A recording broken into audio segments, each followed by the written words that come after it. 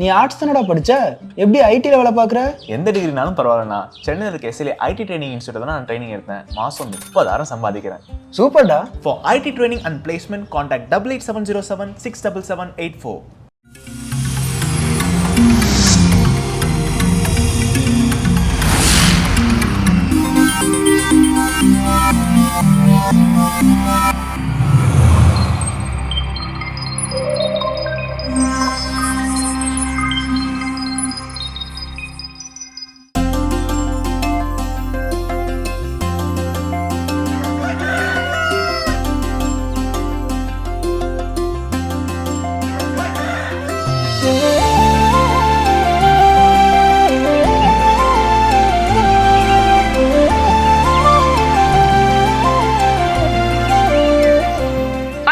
அனைவருக்கும் எங்களது இனிய காலை வணக்கம். வணக்கம் ஜோ. வணக்கம் கல்பனா, எப்படி இருக்கிறீங்க? நலமா இருக்க, சூப்பரா இருக்க, சிறப்பா இருக்க. இறை மக்களும் அப்படிதான் இருப்பாங்கன்ற நம்பிக்கையும் உங்ககிட்ட நாங்க கதை கேட்க வந்துட்டோம். கதை சொல்லுங்க. ஸோ இன்னைக்கான கதை என்னன்னா, ஒரு கிளாஸ் ரூம்ல நடக்கக்கூடிய ஒரு ஸ்டோரி. அந்த கிளாஸினுடைய டீச்சர் அவங்க வந்து என்ன சொல்றாங்க, ஸ்டூடெண்ட்ஸ்ட்ட போய் நீங்க வெளியே போங்கப்பா, ஒரு 5 to 10 minutes டைம் எடுத்துக்கோங்க, வெளியே போய் நீங்க காணக்கூடிய அன்பான, இந்த உலகம் ரொம்ப அன்பானது, நீங்க எதெல்லாம் அன்பா பாக்குறீங்களோ அதை என்ன பண்ணுங்க, எடுத்துட்டு வாங்க அப்படின்னு என்ன பண்ணுறாங்க சொல்லி அனுப்புகிறாங்க. அப்போ எல்லா குழந்தைகளும் வெளியே போயிருக்கிறாங்க. போயிட்டு வந்து ஒரு குழந்தை வந்த உடனே கையில் ஒரு அழகான ஒரு மலர், ஒரு பூ வச்சிருக்குது. பூ வச்சுட்டு, நான் பார்த்ததுலேயே இது ரொம்ப அழகான ஒரு பூவாக இருந்துச்சு, எனக்கு இது ரொம்ப பார்த்தோன்னே ஒரு அன்பாக இருந்துச்சு, அதான் அவங்களுக்கு என்ன பண்ணேன், பறிச்சுட்டு வந்தேன் அப்படின்னு சொல்லிச்சு. இன்னொரு பொண்ணு கையில் பார்த்தீங்கன்னா வண்ணத்துப்பூச்சி எடுத்துகிட்டு வந்தாங்க. இந்த வண்ணத்துப்பூச்சி ரொம்ப அழகாக இருந்துச்சு, நான் காணக்கூடிய அன்பான ஒரு அழகான வண்ணத்துப்பூச்சி இது, அதான் எடுத்துகிட்டு வந்தேன் அப்படின்னுச்சு. மூணாவது ஒரு பொண்ணு வெறுங்கையோட வந்து நின்றுருக்கு. அப்போ என்ன பாப்பா நீ எதுவும் எடுத்துகிட்டு வரல அப்படின்னோடனே, இல்லை டீச்சர் இவங்க போன அதே பூந்தொட்டியில் நானும் அதே பூவை பார்த்தேன், அந்த பூ என்னுடைய கரங்களில் இருப்பதை காட்டிலும் அந்த தொட்டியில் அது அழகாக உயிரோட்டமாக இருக்கிறது எனக்கு அழகாக தெரிஞ்சிச்சு, அதனால் என்ன பண்ணேன், அதை அப்படி அங்கேயே விட்டு வந்துட்டேன்.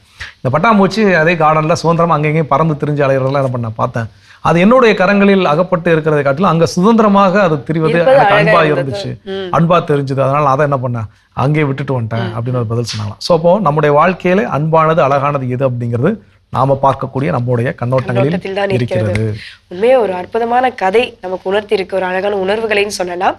இன்னும் தொடர்ந்து பேசலாம். அதுக்கு முன்னாடி இந்த நாள் ஆரம்பிக்கலாம். இப்ப ஆலை தரிசனம் பார்க்கலாம்.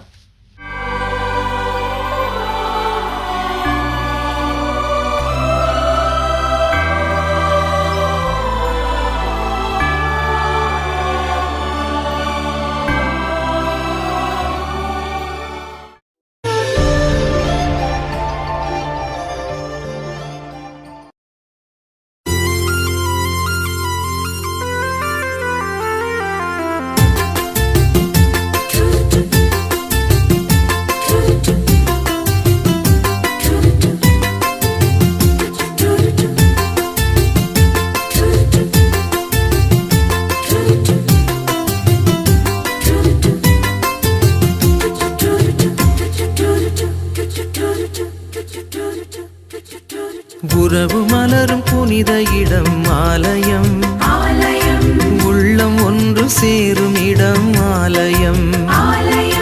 உறவு மலரும் புனித இடம் ஆலயம், உள்ளம் ஒன்று சேரும் இடம் ஆலயம். உணர்வு பெருகிட, உயர்வு அடைந்திட, உண்மை வழி செல்லும் வாழ்வும் ஆலயம்.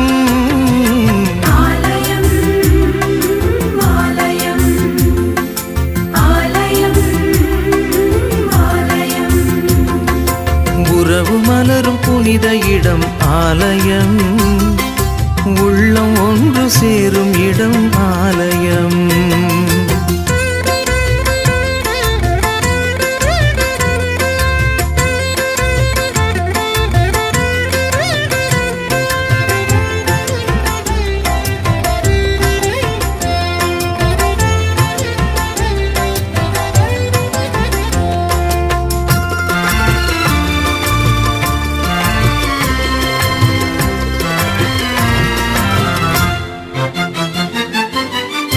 இயற்கை காத்திடும் மாந்தர் வாழிடம்,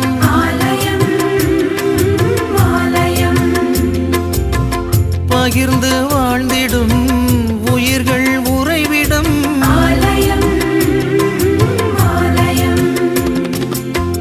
மனிதத்தை உயிரென மதித்திடும் உள்ளங்கள், மானுடர் வாழ்வுக்காய் தனை தரும் நெஞ்சங்கள், நம்பிக்கை செய்தி சொல்லும் நண்பர்கள், உண்மைக்காய் உயிரை இழக்கும் ஜீவன்கள், எல்லோரும் இறைவன் உறையும் ஆலயம், எல்லோரும் இறைவன் உறையும் ஆலயம், உறவு மலரும் புனித இடம் ஆலயம், உள்ளம் ஒன்று சேரும் இடம் ஆலயம்.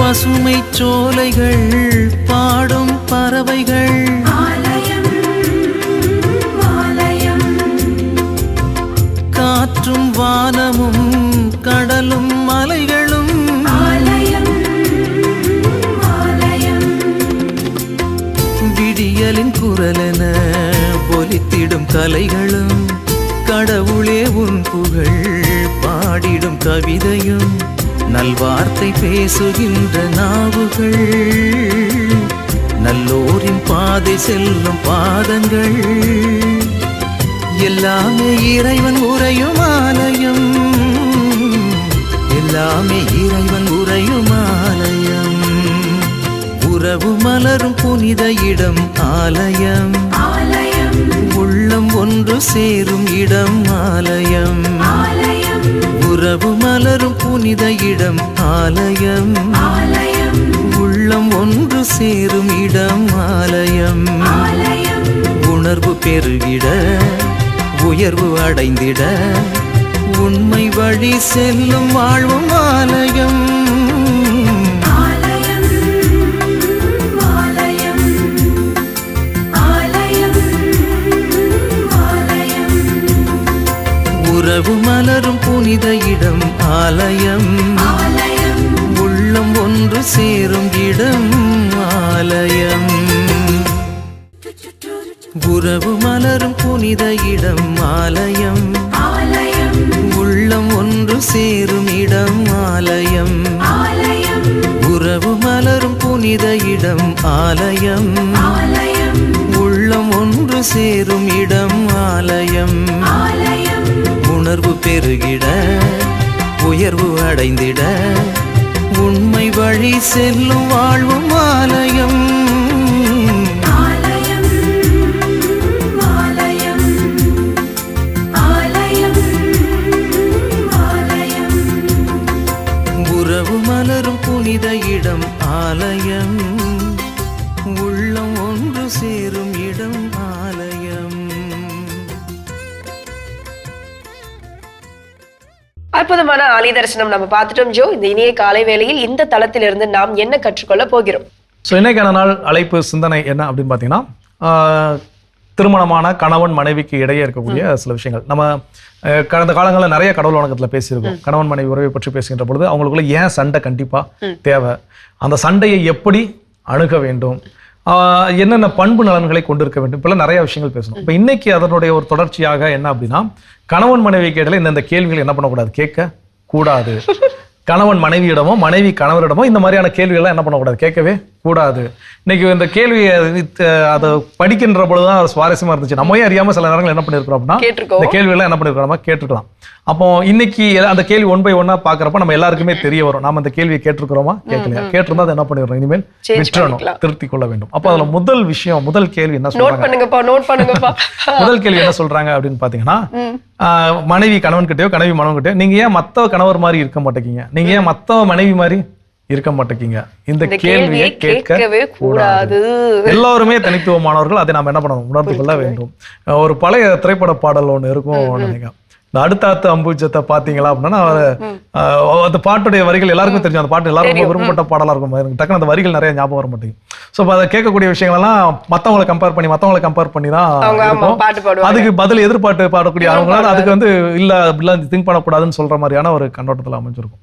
ஸோ அப்போ இந்த ஒரு விஷயம் எல்லாருக்குமே ஒன்றை விட ஒன்று சிறந்ததாகத்தான் எப்போது நமக்கு தெரியும். அதனால இந்த கேள்வி என்ன பண்ணக்கூடாது, கேட்க கூடாது. ஒரு கணவன் மனைவிக்குள்ள ஒரு சிறந்த ஒரு அழகான வாழ்க்கை அங்க இருக்கணும் அப்படின்னா இது போன்ற கேள்விகள் எல்லாம் கேட்க கூடாதுங்க. இன்னும் தொடர்ந்து என்ன கேள்விகள் இருக்குன்றது பார்க்கலாம். அதுக்கு முன்னாடி அடுத்த பகுதி பார்க்கலாம்.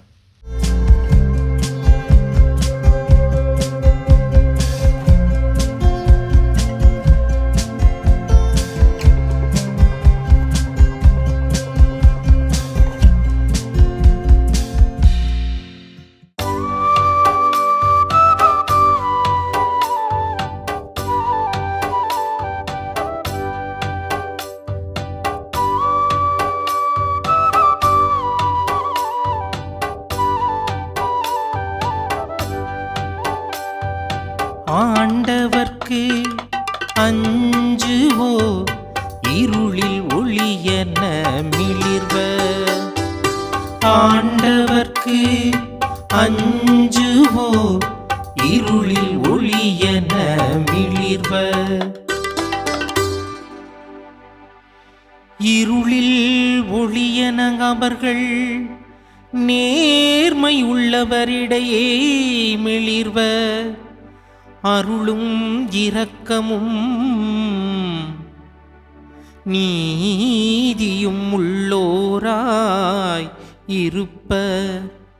மனமிரங்கிக் கடன் கொடுக்கும் மனிதர் நன்மை அடைவர். அவர்கள் தம் அலுவல்களில் நீதியுடன் செயல்படுவர்.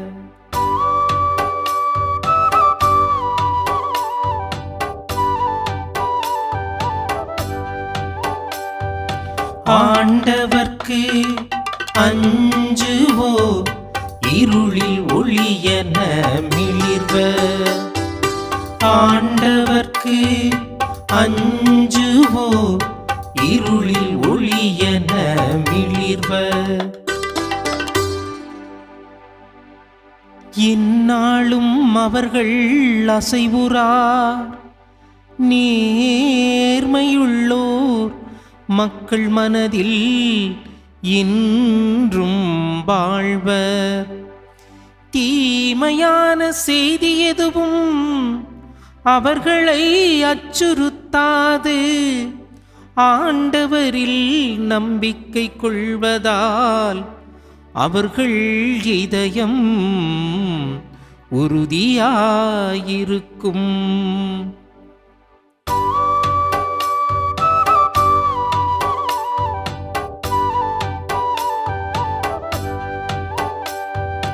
ஆண்டவர்க்கு அஞ்சுவோ இருளில் ஒளியென மிளிர்வ.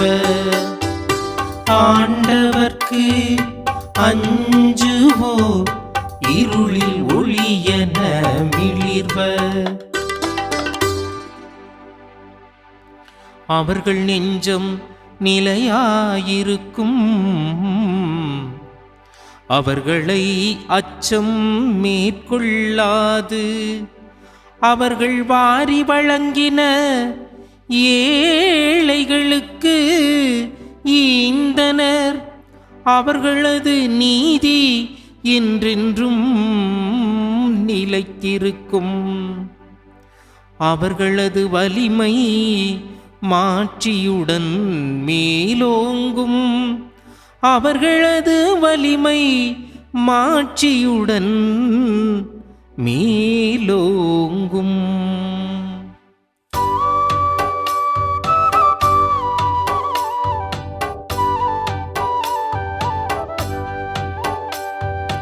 ஆண்டவர்க்கு அஞ்சுவோ இருளில் ஒளியென மிளிர்வ. ஆண்டவர்க்கு அஞ்சுவோ இருளில் ஒளியென மிளிர்வ. இயேசு கிறிஸ்துவின் இதய உறவில் வாழும் அன்பு உள்ளங்களே, உங்கள் அனைவரையும் இந்நிகழ்வின் வாயிலாக உங்களுடன் இணைவதில் மற்றற்ற மகிழ்ச்சி. தினம் ஒரு திருப்பாடல் என்கின்ற நிகழ்ச்சியின் வாயிலாக எங்களது சிறிய சிந்தனையையும் உங்களது சிறிய நேரத்தையும் ஒன்றாக செலவிடுவதில் மனம் மகிழ்கின்றது. இன்றைய நிகழ்ச்சியில் நாம் பார்க்கவிருக்கின்ற திருப்பாடல் திருப்பாடல் எண் 112 திருப்பாடல். இத்திருப்பாடல் ஒரு தொடர்ச்சி பாடலாகவே அமைகின்றது. இத்திருப்பாடலிற்கு முன் வருகின்ற 111 திருப்பாடலின் தொடர்பு கொண்டதாக, அதாவது அதனுடைய தொடர்ச்சி பாடலாகவே இது அமைகின்றது. ஆகவே இரண்டு திருப்பாடல்களையும் நாம் புரிந்து கொண்டால் திருப்பாடலின் அர்த்தங்களும் திருப்பாடலின் புகழ்ச்சிகளையும் நாம் புரிந்து கொள்ள முடியும். 111 திருப்பாடல் ஆண்டவரை போற்றுதலை பற்றியும் நீதியின் செயல்கள், அதாவது ஆண்டவரின் நீதியின் செயல்களை பற்றியும் எடுத்துரைக்கின்றது. இது ஒரு புறம் இருக்க, 112 திருப்பாடல் அவருக்கு அஞ்சி நடப்போரை பற்றி எடுத்துரைக்கின்றது. ஆண்டவரின் செயல்களையும் ஆண்டவருக்கு அஞ்சி நடப்போர், இவை இரண்டையும் நாம் வாசிக்கும் பொழுது ஆண்டவர் எவ்வளவு நீதியானவர், எவ்வளவு நேர்மையானவர் என்பதை நாம் உணர்ந்து கொள்ள முடிகின்றது. 111 திருப்பாடலின் கடைசி வசனம், அவர் தம் கட்டளைகளை கடைபிடிப்போர் நல்லறிவு உடையோர் என்று வாசிக்க கண்டோம். 112 திருப்பாடலின் முதல் வசனம், அவர் தம் கட்டளைகளில் அவர்கள் பெருமகிழ்வு அடைகிறார்கள் என்று வாசிக்கின்றோம். ஆகவே இரண்டு வார்த்தைகள் நமக்கு மிகவும் விளக்க உரையாக அமைகின்றது. முதல் வார்த்தை நல்லறிவு உடையோர் என்றும், இரண்டாம் வார்த்தை பெருமகிழ்வு அடைவோர் என்றும் குறிப்பிடுகின்றது. நல்லறிவு உடையோர், இது நீதிமொழிகளில் ஞானத்தின் தொடக்கமே இறைவனாக இருக்கின்றார் என்று நமக்கு தெளிவுபடுத்துகின்றது. பெருமகிழ்வு, வாழ்வின் பெருமகிழ்வாக ஆண்டவரே உள்ளார் என்பதை எடுத்துரைக்கின்றது. இது இரண்டில் இருந்தும் வாழ்வின் தொடக்கமும் இறைவன், வாழ்வின் முடிவும் இறைவன். ஆகவே நம் வாழ்வில் தொடக்கம் முதல் முடிவு வரை இறைவன் நம்முடன் முழுமையாக வாழ்கின்றார் என்பதை எடுத்து கூறுகின்றது. இன்னும் குறிப்பாக எந்த பருவத்தினாக இருக்கட்டும், குழந்தை பருவத்திலோ இளமை பருவத்திலோ முதிர் பருவத்திலோ எந்த பருவத்திலோ எந்த நிலையிலோ நாம் வாழுகின்ற வாழ்க்கையில் முழுமையாக வாழ இறைவன் நம்மில் முழுமையாக இருக்கின்றார் என்பதை உணர்த்துகின்றது. இத்திருப்பாடலின் 2ஆம் வசனத்தில் நேர்மையுள்ளோரின் தலைமுறை ஆசீர் பெறும் என்று வாசிக்க கேட்கிறோம். நேர்மையாளர் என்றாலே நம் மனதிற்கு வருவது மரியாவின் கணவர் யோசேப்பை பற்றித்தான். திருவிவிலியத்தில் நேர்மையாளர் என்கின்ற ஒரே ஒரு வார்த்தையில் அவர் வாழ்வை நம்மால் புரிந்து கொள்ள முடிகின்றது. இந்த ஒரே ஒரு வார்த்தையில் அவர் வாழ்வை, அவர் சுற்றி இருப்பவர்களின் வாழ்வையும் ஆசீர் பெற்றதாக மாற்றுகின்றார். மேலும் நேர்மையாளர் என்று வருகின்ற ஒரே ஒரு வார்த்தையில் தனது மகன் வழியாக இன்று வரை அவர் நமக்கு ஆசி வழங்கி வருகின்றார். வசனம் 3இல் நம் மனதில் இருக்கும் குழப்பங்களை, நம் மனதில் இருக்கும் ஆழ்ந்த சிந்தனைகளை தெளிவுபடுத்த மன அமைதி நமக்கு வழங்குகின்ற இறைவன் நம்முடன் என்றும் வாழ்கின்றார், வழி நடத்துகின்றார் என்பதை பார்க்கின்றோம்.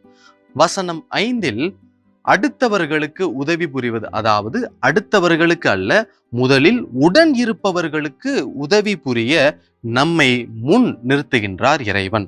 ஆகவே நாம் உதவி புரிவதன் மூலம், நன்மையான செயல்களை புரிவதன் மூலம் நம்மை என்றும் காக்கின்றார். இவை அனைத்து செயல்களையும் ஒருவர் செய்வதன் மூலம் அவரது இதயம் கடவுளில் தங்குகின்றது, அவர்களது நெஞ்சம் இறைவனில் நிலையாய் நிற்கின்றது என்று நாம் வாசிக்கின்றோம்.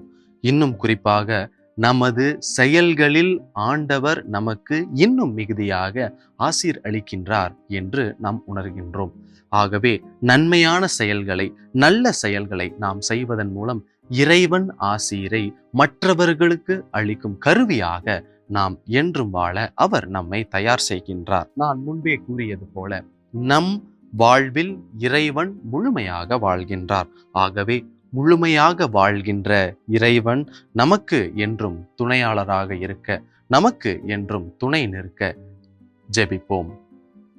எங்களை வழிநடத்தி வரும் எங்கள் அன்பின் ஆண்டவரே, நாங்கள் எங்கள் வாழ்வில் நல்ல வழியில் நடக்கவும் நன்மை செய்யவும் இறைவனின் அன்பை பகிர்ந்து அர்த்தமுள்ள வாழ்வு வாழ அருள் புரிய வேண்டுமென்று இறைவா உம்மை மன்றாடுகின்றோம். ஆமென். அருமையான தினம் ஒரு திருப்பாடல் பகுதி பார்த்துட்டோம். இன்னைக்கான திருப்பாடலும் கேட்டாச்சு. அதோட நம்ம இன்னைக்கு பேசிட்டு இருக்கிறோம் கணவன் மனைவி இடையில இந்த கேள்விகள்லாம் கேட்கவே கூடாது, அது என்னென்ன அப்படின்னு பேசிட்டு இருக்கோம். அடுத்ததா என்ன? உண்மையாவே இந்த கேள்வியெல்லாம் நான் இப்ப கேக்குறப்போ எனக்கு சிரிப்பு தான் வருது. ஏன்னா ஒவ்வொரு வீட்லயுமே நடக்கக்கூடிய ஒரு விஷயம் தான், இதெல்லாம் நம்ம கேட்டிருக்கோம் அப்படின்ட்டு. அடிக்கடி நம்ம ஒரு கணவன் ஒரு மனைவி கிட்டே ஒரு மனைவி கிட்ட ஒரு கணவன் கேட்கக்கூடிய ஒரு கேள்வி இதுவா தான் இருக்கும். என்ன பிடிச்சிருக்கா, இல்லைன்னா உனக்கு உங்க அப்பா அம்மாவை பிடிச்சிருக்கா அப்படின்ட்டு. இந்த கம்பாரிசன்ல இந்த மாதிரி கேள்வியில தயவு செஞ்சு கேட்டுறாதீங்க. கேட்டீங்க அப்படின்னா எந்த சைடு எப்படி பதில் வரும்னே தெரியாது. இல்ல, இதுக்கு இந்த பதில பத்தி கவலைப்பட வேண்டிய தேவையில்லை. ஏன்னா அந்த கேள்வியே கேட்கக்கூடாத கேள்விகள் தான். ஏன்னா ஒரு மனைவி கிட்ட போய் உங்களுக்கு நான் முக்கியமா அப்பா அம்மா முக்கியமானா அதே கேள்விக்கு நீங்க பதில் சொல்ல தயாரா இருப்பீங்களா? முதல் அப்ப அதே கேள்வி கேட்கக்கூடிய கணவரிடமோ இல்ல மனைவியிடமோ நீங்க அந்த கேள்விக்கு என்ன பதில் சொல்ல தயாரா சரி, அங்க ஒரு பதில் சொல்றாங்க அப்படின்னா அது உண்மையா இருக்குமா பொய்யா இருக்கும்? கோபத்துல சொல்லக்கூடிய பதில் தான். நான் ஏற்கனவே ஒரு சில நாட்கள் முன்னாடி பேசிருக்கோம் நினைக்கிறேன். கோபத்துல எடுக்கக்கூடிய முடிவு எப்பவுமே சரியான முடிவு. அப்போ அந்த கேள்விகள் எல்லாருக்குமே அவங்க அப்பா அம்மா எப்படி முக்கியமோ அதே மாதிரி மனைவி கணவன் எல்லாரும் அவங்களுக்கு என்ன முக்கியம் தான். இதுல இவங்க தான் ரொம்ப முக்கியம், இவங்க இல்ல அப்படின்னு யாரையும் விட்டு விட முடியாது. மனிதன் ஒரு சமூக விலங்கு. அப்ப அப்படிங்கிறப்ப ஒருத்தரோட இணைஞ்சுதான் சார்ந்துதான் வாழ வேண்டும். அந்த இடத்துல இந்த ஒரு கேள்வி தேவையில்லாத ஒரு கேள்வி. இது உறவுகளில் பிளவை ஏற்படுத்தக்கூடிய கேள்வி. உனக்கு நான் முக்கியமா இல்ல உங்க அப்பா அம்மா முக்கியமா அப்படின்னு சொல்லி இதுல யாருக்கு எந்த பதில் கிடைத்தாலும் அது வழியத்தான் என்ன பண்ணும் கொடுக்கும். அதனால அந்த கேள்வியை கேட்காம இருக்கிறது நல்லது. எனக்கு நீ தேவை அப்படின்னா இந்த மாதிரி தேவையற்ற கேள்விகளை கேட்க கூடாது அப்படின்னு நம்ம பேசுறோம். இன்னும் தொடர்ந்து பேசலாம். இப்ப அடுத்த பகுதி பார்க்கலாம்.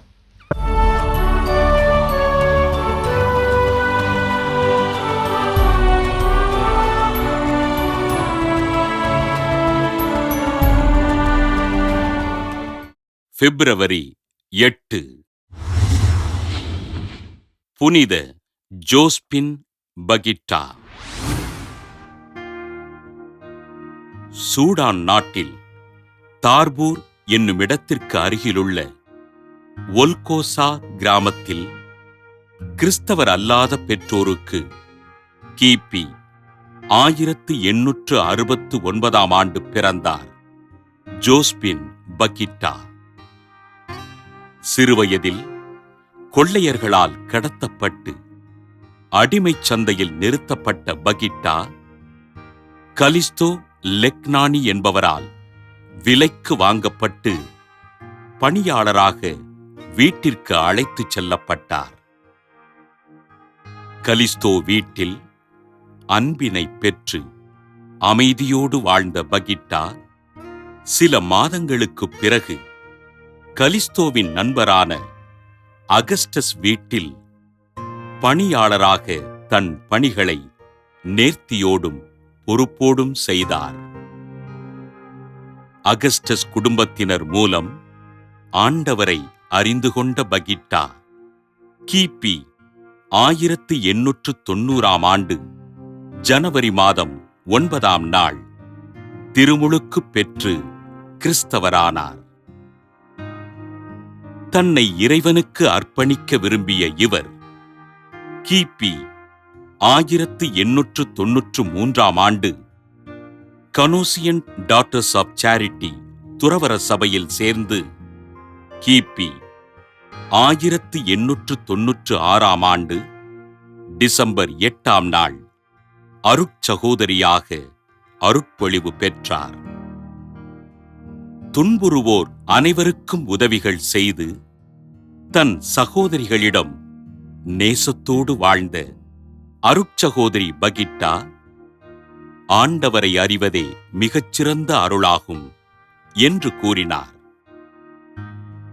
புனித மரியன்னையினை காட்சியாக கண்டு அவரது அருளினை பெற்றுக்கொண்ட அருட்சகோதரி ஜோஸ்பின் பகிட்டா 1947 ஆண்டு பிப்ரவரி 8ஆம் நாள் விண்ணகம் சென்றார்.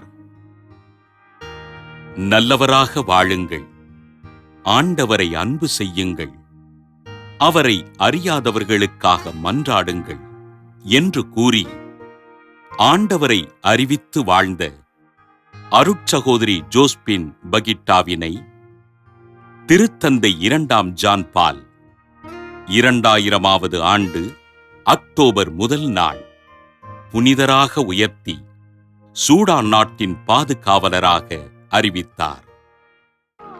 புனித ஜோஸ்பின் பகிட்டா திருவிழாவினை கொண்டாடுகின்ற நாம் வீட்டு வேலை செய்கின்ற சகோதரிகளுக்காகவும் அவர்களின் குடும்பங்களுக்காகவும் ஆண்டவரிடம் ஜெபிப்போம். அற்புதமான இன்றைய புனிதர் பகுதி நம்ம பார்த்துட்டோம். இது போன்ற கேள்விகள்லாம் இதுக்கப்புறம் வாழ்க்கையில கேட்டுறாதீங்க, மறந்து கூட கேட்டுறாதீங்க. ஏன்னா அப்பதான் நம்ம வாழ்க்கை நல்லா இருக்கும், இல்லற வாழ்க்கை அப்படின்னு சொல்லிட்டு ஆரம்பிச்சோம். எஸ், போயிட்டு இருக்கு. அடுத்ததா நம்ம என்ன கேள்வி கேட்க கூடாது. அடுத்ததா கேட்க வேண்டாத கேள்வி, கேட்க கூடாத கேள்வி என்ன அப்படின்னு பாத்தீங்கன்னா, எனக்காக ஏன் இதை நீ சேஞ்ச் பண்ணிக்க மாட்டியா, எனக்காக நீ இதை மாத்திக்க மாட்டியா அப்படிங்கிற கேள்வியை கணவனும் மனைவி கிட்ட கேட்காதீங்க, மனைவியும் கணவன் கிட்ட கேட்காதீங்க. இது கேட்கக்கூடிய 2 விதமான டோன்ஸ் ஒன்று இருக்கு. ஒன்று கோவத்தோட கேட்கறது, எனக்காக இதை கூட சேஞ்ச் பண்ணிக்க மாட்டியான்னு. இன்னொன்னு அப்படியே கொஞ்சிக்கிட்டே கேட்கறது, எனக்காக இதை கூட பண்ணிக்க மாட்டியான்னு. ஏன்னா 2ல ஏதோ ஒண்ணுக்கு என்ன பண்ணுனா ரெஸ்பான்ஸ் கண்டிப்பா நடந்தே தீரும். மாத்திக்கலாம் அப்படிங்கிற எண்ணம். ஒரு விஷயத்தை நம்ம மைண்ட்ல நல்லா ஃபிக்ஸ் பண்ணிக்கணும். நாம யாருக்காகவும் பிறரை மாற்றி, அதாவது பிறருக்காக நம்ம மாற்றிக்கொள்ள வேண்டிய தேவை கிடையவே கிடையாது. அதுபோல பிறரையும் மாற்ற வேண்டிய தேவை நம்ம கிட்ட கிடையாது.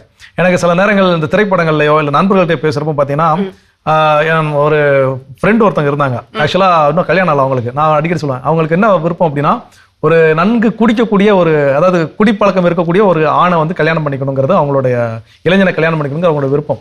அப்ப ஏன்னு நான் கேட்டேன், எதுக்கு யாருக்கு இப்படி ஒரு ஆசை இருக்காது, உனக்கு என்ன இப்படி ஒரு ஆசை? இல்ல, நான் வந்து வாழ்க்கையில என்ன பண்ண திருத்தணும்.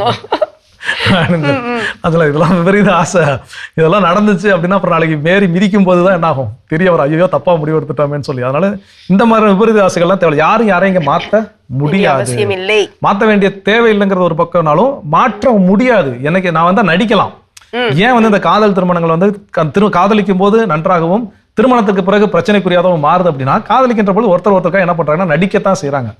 எனக்கு இது இப்படி, உனக்கு சாம்பார் சாதம் பிடிக்காதாமா, இனிமேல் நான் வாழ்க்கை சாம்பாரே சாப்பிட மாட்டேன்னு உடனே மாத்தி தலையில அடிச்சு சத்தியம் பண்ணிக்கிறது. நம்மளால சாம்பாரோ இல்ல கறியோ சாப்பிடாம என்ன பண்ண முடியாது, இருக்க முடியாது. திருமணத்துக்கு பிறகு சரி இப்பதான் நம்ம கல்யாணம் பண்ணிட்டோம்னு சொல்லி ஒரு நாள் எனக்கு திங்க வேண்டிய சூழல் வரும். அப்பதான் எனக்கு என்ன வரும், பிரச்சனை வரும். ஸோ அப்போ உண்மையாக இருக்க கற்றுக்கொள்ள வேண்டுமே தவிர, எனக்காக நீ இதை மாத்திக்க மாட்டியா, உனக்காக நான் மாத்திக்க மாட்டானுங்கிற கேள்வியே கேட்காதீங்க. வேண்டாம், எதுவும் செய்ய வேண்டாம், எந்த கேள்வியும் கேட்க வேண்டாம். நம்ம இன்னும் தொடர்ந்து இதை பத்தி பேசுவோம். அடுத்த பகுதி பார்க்கலாம்.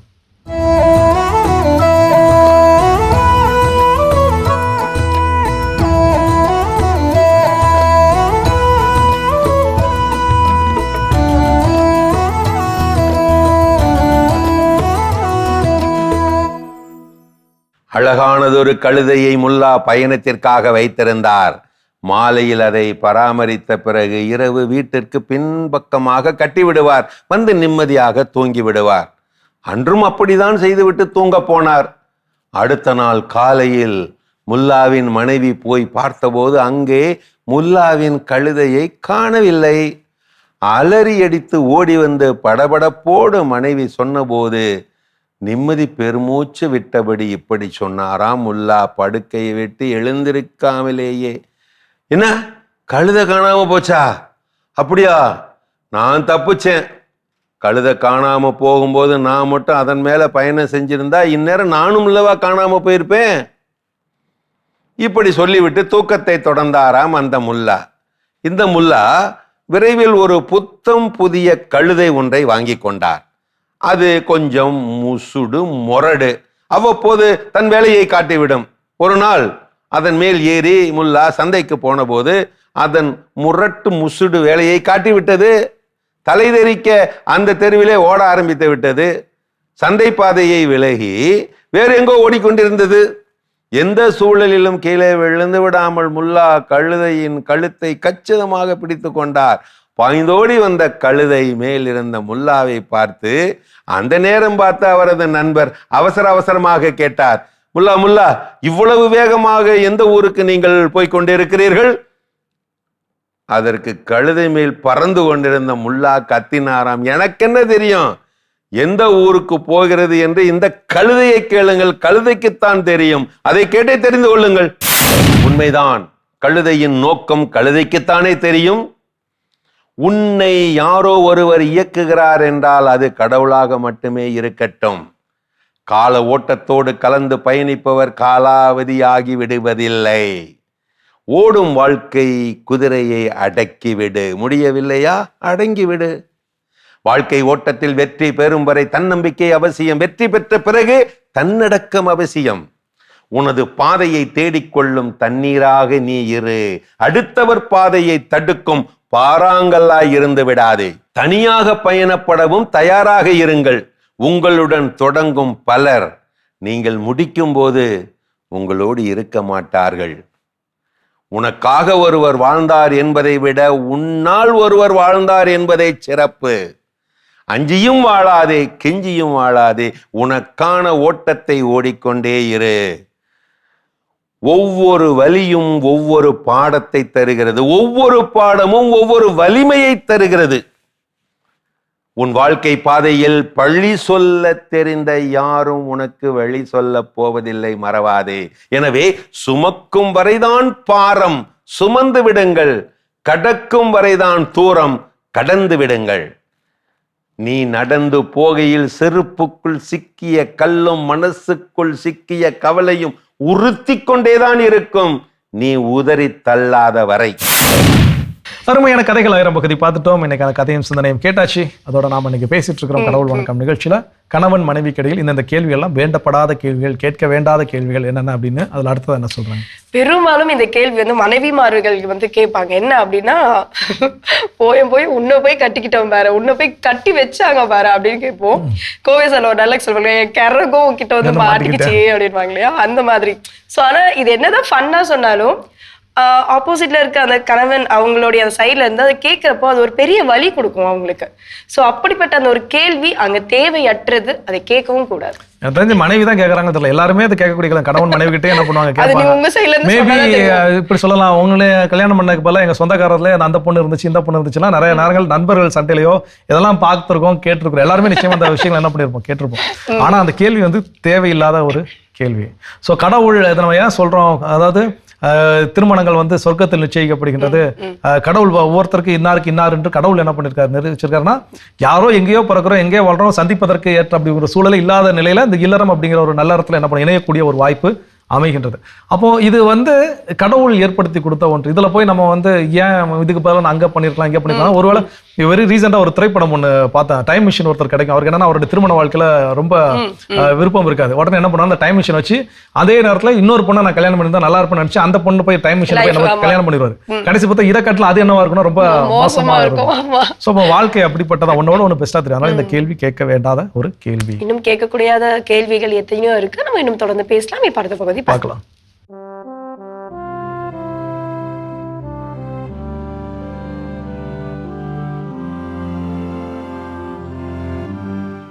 அன்புக்குரியவர்களே, ஆண்டவர் இயேசுவின் இனிய திருப்பெயரில் உங்களை அன்போடு வாழ்த்துகின்றேன். இயேசுவின் ஆளுமை என்னும் தொடரில் கடந்த 3 நாட்களாக இயேசுவும் நறுமணமும் என்னும் ஒரு வித்தியாசமான தலைப்பில் 3 செய்திகளை நான் உங்களோடு பகிர்ந்து கொண்டேன். ஒன்று, கடவுள் நறுமணத்தை விரும்புகின்றார் என்று பழைய ஏற்பாட்டில் நாம் வாசிக்கின்றோம்.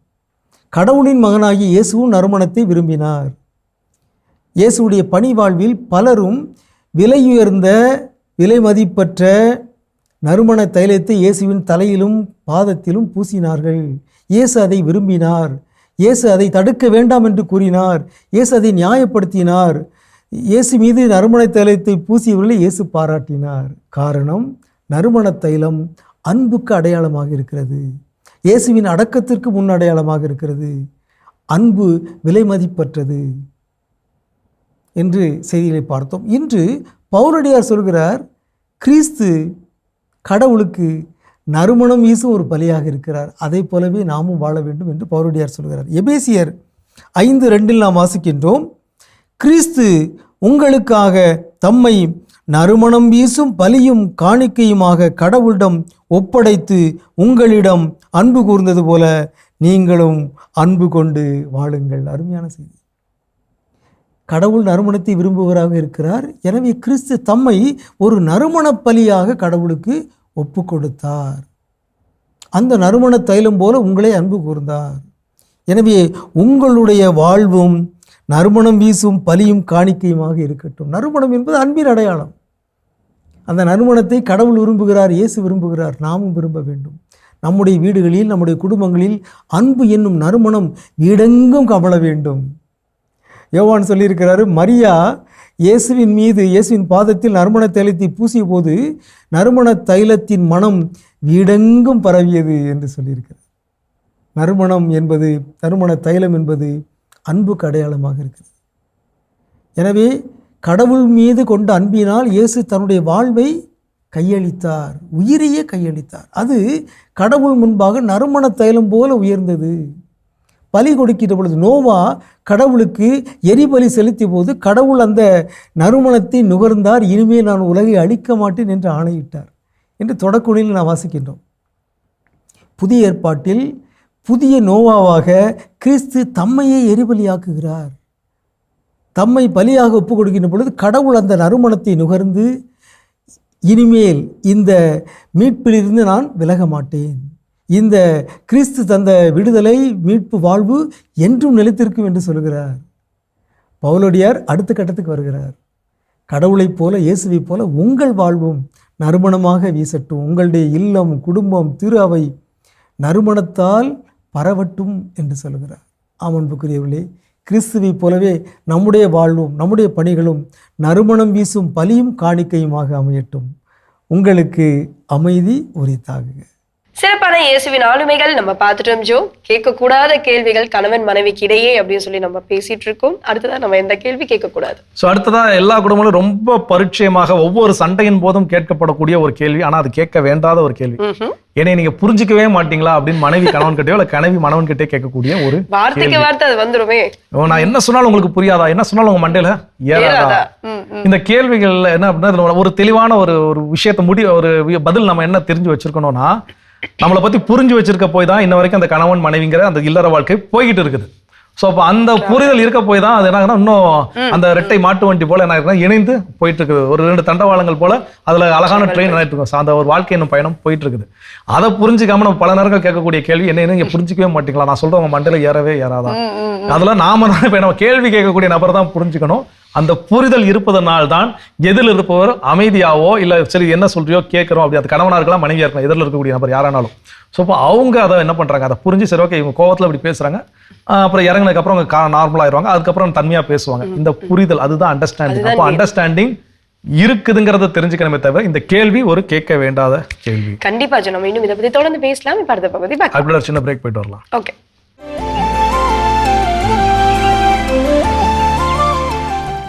நிகழ்ச்சிகள் உங்களை மீண்டும் அன்புடன் வரவேற்கின்றோம். நீங்கள் பார்த்து கொண்டிருப்பது மாதா தொலைக்காட்சியின் கடவுள் வணக்கம்.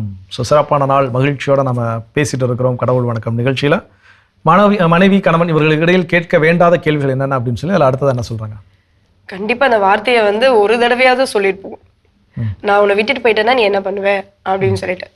சின்ன சின்ன பிரச்சனைகள் தான், சின்ன சின்ன சண்டைகள் தான் வரும். அது ஒரு 2 மினிட்ஸ் அதை யோசிச்சு பார்த்தா கூட அது சரியாயிடும். ஆனா சின்ன சின்ன விஷயத்துக்கும் சின்ன சின்ன காரியத்துக்கும் நம்ம என்ன எடுத்து வைப்போம் அப்படின்னா ஒரு பெரிய ஆயுதமா அந்த வார்த்தையை எடுத்து வச்சிருவோம். உன்னை விட்டுட்டு போயிட்டேன்னா நீ என்ன பண்ணுவ?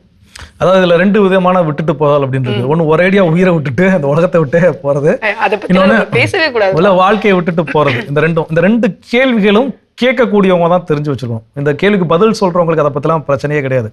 எப்பவுமே ஒரு விஷயம் தெளிவா புரிஞ்சுக்கணும், யார் இருந்தாலும் யார் இல்லாவிட்டாலும் இந்த உலகம் போய்கிட்டே தான் இருக்கும். எனக்கே நம்முடைய தாத்தா பாட்டி எடுத்துக்கலாம், அவங்களுக்கு முன்னாடி உள்ள ஜென்ரேஷன் எடுத்துக்கலாம். அதில் ஒன்று தாத்தா இறந்துருப்பாரு, பாட்டி இருந்திருப்பாங்க.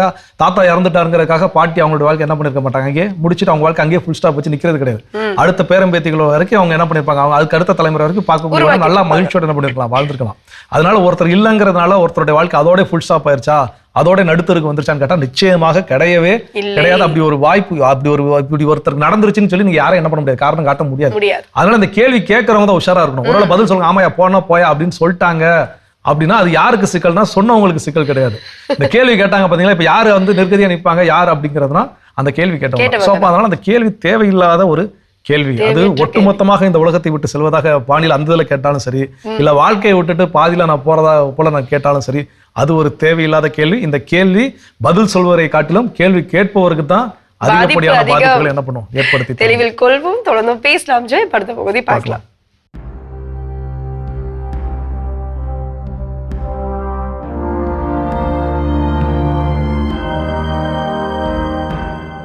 மத தொலைக்காட்சி நண்பர்களே, உங்கள் அனைவருக்கும் வாழ்த்துக்கள். வாழ்விலே சாதனைகளை படைக்க வேண்டும் என்று விரும்புகின்ற நமக்கு இதோ பேராயர் ஃபுல்டன்ஷீன் அவர்கள் அழகான 2 தேவைகளை குறித்து காட்டுகின்றார். அவர் கூறுகிறார், happiness does not consist in the abundance of things a man possesses, nor in the satisfaction of different desires. Rather, happiness is conditioned by two things: an overall purpose in life and the crushing of egotism. அதாவது ஒருவர் கொண்டிருக்கும் மிகுந்த பொருட்களாலோ அல்லது அவரது ஆசைகள் பல நிறைவேறுவதாலோ அவர் மகிழ்ச்சியாக இருக்கிறார் என்று சொல்ல முடியாது. மாறாக வாழ்க்கையின் நோக்கத்தை தெளிவாக அறிந்திருப்பதும் தனது அகங்காரத்தை அடக்கி ஆள்வதுமே மகிழ்ச்சியை வரையறுக்கின்றன. நண்பர்களே, நம்முடைய எல்லாரும் விரும்புவதும் எனக்கு மகிழ்ச்சி வேண்டும், எனக்கு அமைதி வேண்டும், மன நிறைவு வேண்டும். இதோ மன நிறைவு வேண்டுமென்றால், நிறைய பொருள் எனக்கு சேர்ந்தால் மன நிறைவு வந்துவிடும் என்று நினைத்தால் நாம் மூடர்கள். என்னுடைய ஆசைகள் எல்லாம் நிறைவேறினால் என் மனம் நிம்மதியடையும் என்று சொன்னால் நாம் தவறு செய்கின்றவர்கள். ஏனென்றால் உண்மையான மகிழ்ச்சியை நமக்கு கொண்டு வருவது, உண்மையான மகிழ்ச்சியை நாம் பெற்றுக்கொள்வதற்கு அடைவதற்கு 2 முக்கிய காரணிகள் இங்கே ஆயர் குறிப்பிடுகிறார். ஒன்று, வாழ்க்கையின் நோக்கத்தை தெளிவாக அறிந்திருப்பது. நான் எதற்காக பிறந்தேன், நான் எதற்காக இன்று இந்த இடத்திலே இருக்கிறேன், நான் எதற்காக நாளை இந்த இடத்திலே இருப்பேன் என்று நம் வாழ்க்கையின் ஒவ்வொரு கட்டத்திலும் அந்த வாழ்க்கையின் நோக்கத்தை தெளிவாக நாம் மனதில் வைத்திருப்பது மிக மிக அவசியம். 2வது, ஒருவர் தனது அகங்காரத்தை அடக்கி ஆள்வதே மகிழ்ச்சியை வரையறுக்கின்றன. பல நேரங்களிலே நாம் கூட அனுபவித்திருப்போம். மகிழ்ச்சி எனக்கு இருப்பது போல தோன்றும், ஆனால் உடனே அந்த அகங்காரம் அங்கே தலை தூக்குகின்ற போது அந்த மகிழ்ச்சி காணாமல் போய், ஐயோ எனக்கு இப்படி ஆகிவிட்டதே என்ற ஒரு வெறுப்பு உணர்வும் வெறுமை உணர்வும் தான் அங்கே வருகிறது. எனவே நண்பர்களே, நினைவில் கொள்வோம், மகிழ்ச்சியோடு வாழ விரும்பினால் நம் வாழ்க்கையின் நோக்கத்தை தெளிவாக மனதில் முன் கொண்டிருப்போம். 2வது, நமது அகங்காரத்தை அடக்கி ஆள கற்றுக்கொள்வோம். மகிழ்ச்சி தானாக நம்மை வந்து சேரும். உங்கள் அனைவருக்கும் வாழ்த்துக்கள். சிறப்பான ஆன்றோர் வாக்கு பகுதி நம்ம பார்த்துட்டோம் ஜோ. அடுத்ததாக நம்ம கேட்கக்கூடிய கேள்விகள் கணவன் மனைவிக்கு இடையே என்ன அப்படின்னா, இப்போ ஐயத்தின் பேரால், சந்தேகத்தின் பேரால், குறிப்பா கணவன் மனைவிகள் சந்தேகம் என்ன பண்ணக்கூடாது, வரவே கூடாது. அப்போ அந்த சந்தேகத்தின் பேர்ல எதுவும் என்கிட்ட மறைக்கிறியா, என்கிட்ட சொல்லாம நீ உனக்குன்னு எதுவும் சீக்ரெட்ஸ் வச்சிருக்கிறியா அப்படிங்கிற கேள்வி என்ன பண்ணக்கூடாது, கேட்க கூடாது. இது ஒரு ஆரோக்கியமான கேள்வி தானே. அதுக்கு கேள்வி வேற மாதிரி போடலாம்.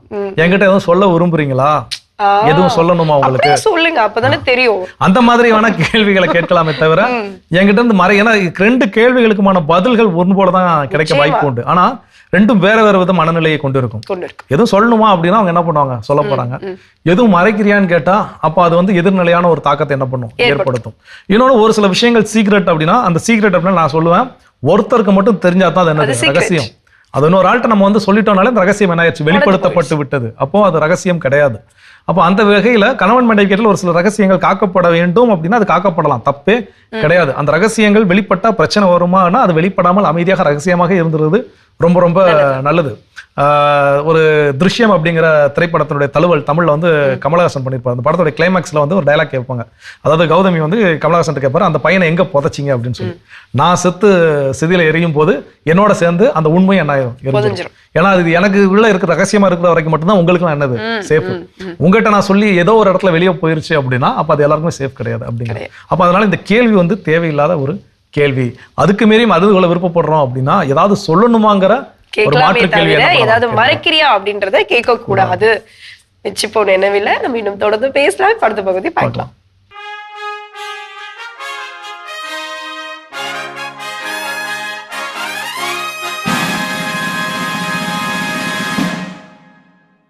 மாதா தொலைக்காட்சி நேயர்கள் அனைவருக்கும் அன்பின் வணக்கம். இந்தியராகிய நாம் என்னை இந்த தொடரில் இணைந்திருக்கிறவங்களை அன்போடு வரவேற்கின்றேன். இடஒதுக்கீடு தொடர்பான விடயங்களை பார்த்து கொண்டிருக்கிறோம். நீங்கள் இன்னும் இது பற்றி அதிகமாக வாசிக்க வேண்டும். நல்ல மனதுடையவர்களோடு இதை பற்றி விவாதிக்க வேண்டும். அவர்கள் முன்வைக்கிற ஒரே வாதம் தரம் குறைந்து போய்விடும் என்பதுதான். மெரிட் இல்லை என்பதுதான். அது ஒரு பொய்யான வாதம். மெரிட் என்பது சமமான நிலையில் இருப்பவர்களுக்கு தான் சமமான மெரிட். ஒரு கிராமத்தில் விவசாய கூலிக்கு பிறந்த ஒரு மகளும் உயர்நீதிமன்றத்தில் தலைமை நீதிபதியாக இருப்பவருடைய மகளும் போட்டி போடுகிற ஒரு தேர்வு, அதில் மெரிட் பார்க்க முடியாது. என்றவர் சமமற்றவர்கள். அவங்க சொல்ற மெரிட் அதுதான். அதை நம்மால் ஒத்துக்கொள்ள முடியாது. மாறாக உயர்நீதிமன்ற நீதிபதிகளில் இருக்கிற அத்தனை மகள்களுக்கும் தேர்வு சமமாக வைத்து அதில் அவர்கள் எடுக்கப்படுவார்கள் என்று அது மெரிட். அதை வைத்துக் கொள்ளலாம். மற்ற மாதிரி இங்கே காலையில வயலுக்கு போய் வேலை செய்துட்டு பள்ளிக்கூடத்தில் போய் சத்துணவு சாப்பிட்டு படிக்கிற குழந்தைக்கும், வீட்டில் மின்சார வசதி இல்லாத குழந்தைக்கும், எப்போதும் ஏசியில் உட்கார்ந்து படிக்கிற ஒரு குழந்தைக்கும், டியூஷன் சென்டருக்கு போய் 1 லட்சம் கொடுத்து படிக்கிற குழந்தைக்கும் சமமான தேர்வு இந்த நாட்டில் நடத்தவே முடியாது. நடத்த முடியும்னு நீங்க நினைச்சீங்கன்னா அது சுத்த எனக்கு புரியல, அது என்ன வார்த்தையில் உனக்கு அப்படின்னு சொல்லி. அப்படித்தான். எனவேதான் இந்த இடஒதுக்கீட்டுக்காக நாம் தொடர்ந்து போராட வேண்டி இருக்கிறது. அது இருப்பதால் தான் ஓரளவு நம்மாலும் இந்த சமூகத்தில் ஒரு மேலாண் நிலைக்கு வர முடியும் என்கிற நம்பிக்கையை தக்க வைக்கிறது. அப்படி இல்லை அப்படின்னு சொன்னா இது சுதந்திரத்திற்கு முன்னால் இருந்த ஒரு சமூகத்தை தான் உருவாக்க முடியும். அதனால அப்படிப்பட்ட ஒரு சூழலில் நம்முடைய பிரிவு 335 இன்னும் ஒருபடி மேலே போய் கல்வியில் இடஒதுக்கீடு மட்டுமல்ல, மாறாக வேலை வாய்ப்பிலும் பணிகள் மற்றும் பதவிகளுக்கும் பட்டியல் மரபினர் மற்றும் பட்டியலின பழங்குடி மரபினருக்கும் அவர்கள் மாநில மத்திய அரசு சம்பந்தப்பட்ட பணிகளில் அவர்கள் நிர்வாக திறமை சீராக பராமரிப்பதற்கேற்ப அதான் சொல்லப்பட்டிருக்கிறது. டு மெயின்டைன் அந்த இதை பண்றதுக்காக இவர்களையும் அந்த பணிகளுக்கு நியமனங்களுக்கு நியமிக்கப்படுவதற்கான கோரிக்கைகளை அரசு பரிசீலிக்க வேண்டும் என அரசியலமைப்பு சட்டமே சொல்லியிருக்கிறது. இவங்க இப்பதான் எழும்பி வருவாங்க. ஒரு தலைமுறை, ஃபர்ஸ்ட் தலைமுறை அல்லது செகண்ட் தலைமுறை, இவங்க தான் இப்பதான் வருவாங்க. அவர்கள் இந்த பணிகளில் பதவிகளில் நியமிக்கப்படுவதற்கும் அவர்களுடைய கோரிக்கைகளை கண்டிப்பாக உறுதியாக அரசு பரிசீலிக்க வேண்டும் என்பதை பற்றி இந்த சட்டப்பிரிவு 335 தெள்ள தெளிவாக சொல்லுகிறது. அப்ப இது எப்படி பரிசீலிப்பாங்க அப்படிங்கிறதுக்கு தான் பார்த்தா 2 முறைகள் அதுல இருக்கு. யாருக்கெல்லாம்? பட்டியல் மரபினர், பட்டியல் பழங்குடியின மரபினர். இவர்களுக்குத்தான் இந்த பணிகளுக்கு நியமிக்கப்படுவதற்காகத்தான் இந்த கோரிக்கைகள் எழுகின்றன. அப்ப எப்படி? அப்ப நான் ஏற்கனவே சொன்னது மாதிரி டெல்லியிலேயோ மும்பையிலேயோ சென்னையிலேயோ படிக்கிற ஒரு குழந்தைக்கும் ஒரு மிகப்பெரிய ஒரு சிபிஎஸ்இ ஸ்கூல்ல, ஒரு ஆங்கில இந்தியன் ஸ்கூல்ல அல்லது ஒரு இங்கிலீஷ் மீடியம் ஸ்கூல்ல படிக்கிற ஒரு பிள்ளைக்கும், கிராமத்துல ஒழுகுகிற கூரை உள்ள உடைந்த பெஞ்சில உட்கார்ந்திருந்து படிக்கிற ஒரு குழந்தையும், அதுக்கு வீட்டுக்கு போனா வீட்டு வேலை செய்யறதுக்கு மட்டும்தான் நேரம் இருக்கும். அம்மா அப்பா கூலிகளாக இருப்பார்கள்.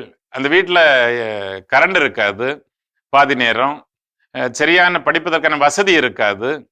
அப்படிப்பட்ட ஒரு குழந்தையும் அதுவும் படிச்சுதான் வரணும். அப்ப இவர்களுக்கு எல்லாரும் ஒரே தேர்வை வைப்பது அது எந்த விதத்தில் சமமான தேர்வாக இருக்க முடியும் இல்லையா? அப்படி படித்து வருகிற பொழுது அவர்கள் பதவிகளில் போட்டி போடுகிற பொழுது ஏற்கனவே 3 தலைமுறை 4 தலைமுறை ஐஏஎஸ்ஆ, ஐபிஎஸ்ஆ, ஜட்ஜா, பொலிட்டீஷியன்ஸா, பணக்காரனா, இண்டஸ்ட்ரியலிஸ்டா இருக்கிற குழந்தைகளுக்கு கூடயும் இந்த ஏழை விவசாயிகள், தொழிலாளர்கள், அந்த ரப்பர் பால் வெட்டுறவங்க, மீன்பிடி தொழிலில் ஈடுபட்டிருக்கவங்களுடைய பிள்ளைகளை போட்டி போட்டா எப்படி நீங்க பணியில போய் அமர முடியும்? எப்படி சாத்தியக்கூறு? ஒருவேளை 1000 லட்சத்துல ஒரு ஆளு போய் உட்கார்ந்துடலாம். அது எப்படி சமூக நீதியை உருவாக்க முடியும்? எனவேதான் அரசியலமைப்பு சட்டம் தெள்ள தெளிவாக சொல்லுகிறது. அவர்களுடைய கோரிக்கைகளை பரிசீலிக்க வேண்டும். அதற்காக அரசு சட்டம் இயற்றி 82வது சட்ட திருத்தம் 2000 உருவாக்கப்பட்டது. பிரிவு 2 வழியாக இணைக்கப்பட்டிருக்கு. இப்ப 2 கூறுகளை அவர்கள் புகுத்தி இருக்கிறார்கள். இத்தகைய பணிகளுக்கான நியமனத்தின் போது கண்டிப்பாக தேர்வில் தேவையான மதிப்பெண்களை விட குறைவாக பதவி நிலைக்கு தேவையாக ஒரு மதிப்பெண் கட் ஆஃப் வச்சிருப்பாங்க. அப்போ எஃப்சிக்கு ஒரு விதமான மார்க் வச்சிருக்காங்கன்னா பிசிக்கு ஒரு விதமான மார்க், எம்பிசிக்கு ஒரு விதமான மார்க், எஸ்சிக்கு ஒரு விதமான மார்க், எஸ்டிக்கு ஒரு விதமான மார்க். இப்படி அந்தந்த மக்கள் எந்தெந்த ஏழ்மையான வறுமையான சூழலில், புறக்கணிக்கப்பட்ட ஒரு சூழலில், ஓரங்கட்டப்பட்ட ஒரு சூழல் இருக்கிறார்களோ அவர்களுக்கு இன்னும் மதிப்பெண்கள் குறையும். அதுதான் நீதி இல்லையா? 5 வயசு பையன் ஓடுறது, 15 வயசு பையன் ஓடுறது, 25 வயசு பையன் ஓடுறது, 40 வயது ஆள் ஓடுறது, 75 வயது ஆள் ஓடுறது. இங்க எல்லாரையும் ஒரே நேர்கோட்டில் நிறுத்தி ஓடுங்க, ஃபர்ஸ்ட்ல வரவனுக்கு பிரைஸ்ன்னா நியாயமா? யாரு வின் பண்ணுவான்னு நமக்கு உறுதியா தெரியும். எனவேதான் அவர்களுடைய இதுக்கேற்ற 75 வயசு ஆளுக்கு அவருடைய வயதிற்கு, 40ன்னா அது, 25ன்னா இது, 15ன்னா இது, 5 வயதுன்னா இது, அதற்கு ஏற்றாற் போல அவர்களுடைய மதிப்பெண்களை கொஞ்சம் குறைவாக அவர்களுடைய கட் ஆஃபை குறைக்கிறதும், இரண்டாவதாக தரத்தை விட குறைத்து சலுகை செய்வதை இந்த பிரிவு தடை செய்யாது. அதாவது அவங்க சில நேரங்களில் அவர்களுடைய எதிர்பார்க்கிற அந்த ஸ்டாண்டர்ட் என்பது உயர் சாதி உயர் அந்தஸ்தில் இருப்பவர்களுக்கும் கீழே இருக்கிற இந்த பழங்குடியின மரபினருக்கும் ஒரே இதில் அவங்க அதை பார்க்கறது இல்லை. அந்த பார்க்காம மாறாக அவர்களுடைய தகுதிக்கு ஏற்ப அவர்கள் சரியா செய்திருக்காங்களான்னு பார்க்கணும். இதைத்தான் ஆதிக்கவாதிகள் எப்போதுமே எப்படி கத்துவாங்க அப்படின்னு சொன்னா, ஐயோ இது இவங்களெல்லாம் தரம் போச்சு அப்படின்னு கத்துவாங்க. அப்படியெல்லாம் இல்லை. தரம் போச்சுன்னா நீங்களும் போய் அந்த ஜார்க்கண்ட்லயோ அல்லது மிசோரத்திலேயோ எங்கேயாவது போய் அந்த பழங்குடியின மக்களோடு போய் உட்கார்ந்து வாழ்ந்து அவர்களுக்கு பணி செய்து பாருங்க, அப்ப தெரியும். அப்படி பணி செய்வதற்காக இது உருவாக்கப்பட்டிருக்கிறது. இதுதான் உண்மையான சமூக நீதியை, சமத்துவத்தை உருவாக்குகிற ஒரு குறிக்கோளாகும். இதை தொடர்ந்து காப்பாற்ற வேண்டிய பொறுப்பில் நாம் இருக்கிறோம். அப்பொழுதுதான் இந்த நாட்டில் ஒரு சீரான வளர்ச்சி இருக்கும் என்பதை நாமும் நம்முடைய முன்னோரோடு இணைந்து குரல் கொடுக்க தயாராக இருப்போம். நன்றி, வணக்கம். அருமையான இந்திய இலக்கிய நாம் பகுதி பார்த்துட்டோம். அதோட எனக்கு பேசிட்டு இருக்கிறோம் கணவன் மனைவிகளில் இந்த கேள்விகள்லாம் தேவையில்லாத கேள்விகள், தயவு செஞ்சு கேட்காதீங்க. அது என்னென்ன கேள்விகள் அப்படின்னு பேசிட்டு இருக்கோம். அதில் அடுத்தது என்ன சொல்றாங்க? உண்மையாவே ஒரு பக்கம் இதெல்லாம் கேட்குறப்போ இல்லை அது நம்ம பேசுகிறப்போ ஒரு பக்கம் காமெடியாக இருந்தாலும் ஃபன்னாக இருந்தாலும் சின்ன சின்ன கேள்விகள்லாம் ரொம்ப எளிமையான கேள்விகள் தான். அதனால் இதெல்லாம் கேட்டிருந்தாலும் எவ்வளோ பெரிய பாதிப்பு ஏற்பட்டிருக்கு அப்படின்றது தெரிய வருது. அந்த வகையில் ஒரு சின்ன கேள்வி இது நம்ம நார்மலாகவே கேட்போம், ஏன் இப்படி இருக்கீங்க அப்படின்னு கேட்போம் இல்லையா? அது நார்மலா தானே இருக்கு. ஆனா அதனால பெரிய விளைவுகள் கூட இருக்கும்.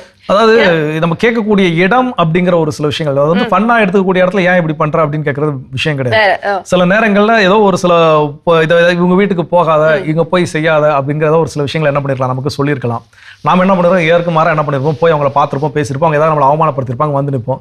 அவன் எத்தனை விட சொல்றது எல்லாம் செய்யாதானே, ஏன் எப்ப பார்த்தாலும் இதையே செஞ்சுட்டு இருக்கிறேன், ஏன் எப்ப பார்த்தாலும் இப்படியே இருக்கிற. ஏதோ ஒரு சில விஷயங்கள் தப்பு நடந்திருக்கும், அழுதுருப்போம், ஆர்ப்பாட்டம் பண்ணிருப்போம், அதை அழுது முடிச்சுட்டு வெளியே என்ன பண்ணிடணும், வந்துடணும். நான் ஒரு 10 நாள் 15 நாள் நான் அழுதுகிட்டே இருப்பேன், இல்ல வருஷ கணக்கில் நான் அழுதுகிட்டே இருப்பேன்னா நம்மளை கேட்கறவங்க என்னதான் கேட்பாங்க, ஏன் எப்ப பார்த்தாலும் இப்படிதான் இருக்கிற அப்படிங்கிறது. அப்போ இந்த கேள்வி ஏன் தேவையில்லாத கேள்வியாக இந்த இடத்துல வருது அப்படின்னு பார்த்தா, அப்ப நாம் நம்மை மாற்றிக்கொள்ள வேண்டும். அதுதான் இங்க நம்ம கற்றுக்கொள்ள வேண்டிய பாடம். நான் இருக்கக்கூடிய ஏதோ ஒரு விஷயம் என்னுடைய கணவனுக்கோ என்னுடைய மனைவிக்கோ என்ன அவர்களுக்கு வலியை கொடுக்கிறது, வேதனையை கொடுக்கிறது. அப்போ நான் ஏன் இப்படி இருக்கிறேங்கிற கேள்வியை பயன்படுத்தக்கூடாது. தேவையில்லாத கேள்வினா என்னெல்லாம் அவர்களை உணர்ந்து சொல்வதற்கு முன்னதாகவே உணர்ந்து கொண்டு என்ன பண்ண வேண்டும், அதை மாற்றிக்கொள்ள வேண்டும்.